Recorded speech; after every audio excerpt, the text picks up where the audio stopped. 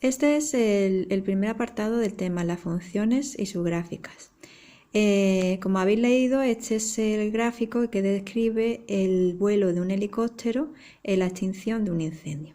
Entonces, pues vamos a ir analizándolo poco a poco, como hacen en el texto. Vemos que está representado sobre un eje cartesiano, donde en el eje horizontal está representado el tiempo y en el eje vertical está representada la altura. Veamos cuál es entonces el movimiento que nos describe el helicóptero. El helicóptero sale de la base, sube a una cierta altura para localizar un embalse más cercano. Baja ese embalse y después va a la base para repostar. Una vez que ha repostado, pues sube y luego baja sube para localizar el incendio, baja un poco para observar a ver desde qué punto puede atacar el incendio, baja, apaga el incendio, luego sube para comprobar que el incendio está controlado y por último pues regresa de nuevo al punto inicial, que es el punto de la base. Entonces lo siguiente que va haciendo en el texto es que va analizando cada una de las partes del gráfico, que aquí os lo he puesto también. La primera parte pues son los ejes. Los ejes, como hemos dicho, el gráfico está situado sobre un eje de cartesiano, donde el eje horizontal o el eje de abscisa es el eje X y que representa el tiempo, el eje vertical o el eje de ordenadas también es el eje Y y representa la altura, como vemos en el dibujo.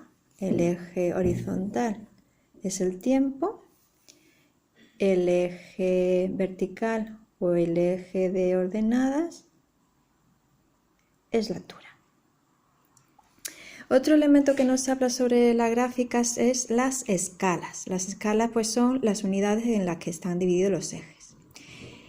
En el eje vamos a ir observando lo que es el eje X en el eje Y. Entonces observamos que en el eje X la primera rayita que nos encontramos marcada son las de 5 minutos y que tenemos 1, 2, 3, 4 y 5 rayitas hasta llegar a esos 5 minutos. Por lo tanto, la unidad en la que está medida este eje es en minutos y cada cuadradito pues será que pues representa un minuto. Primer minuto, el segundo, tercero, cuarto y hasta llegar al quinto. Por lo tanto, el eje X, cada cuadradito es un minuto. Ahora vamos al eje Y. En el eje Y, el eje vertical, tenemos representado la altura. La altura tenemos la primera marca en 100 metros. Por lo tanto, si tenemos 1, 2, 3, 4 y 5, aquí se os lo he marcado, cada rayita serán 20 metros. 20, 40, 60, 80 y 100. Y así sucesivamente. Por lo tanto, en el eje Y, cada cuadradito son 20 metros. Otro elemento de la gráfica que nos habla el texto es sobre el dominio. El dominio pues, es el intervalo en el que está definido el eje X.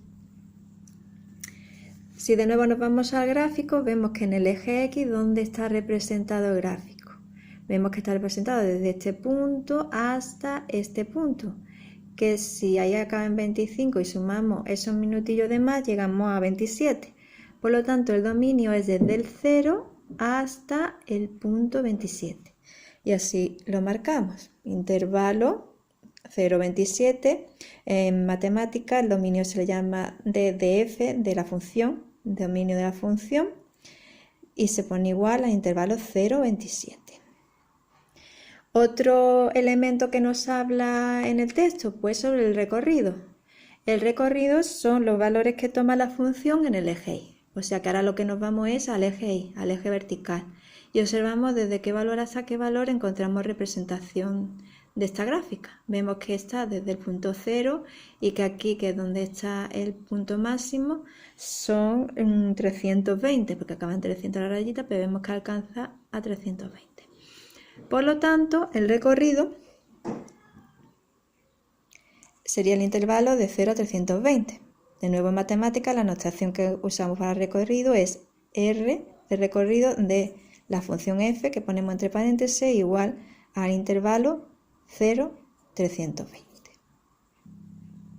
En la página 147 pues habéis copiado una serie de definiciones. Una de ellas es la de función.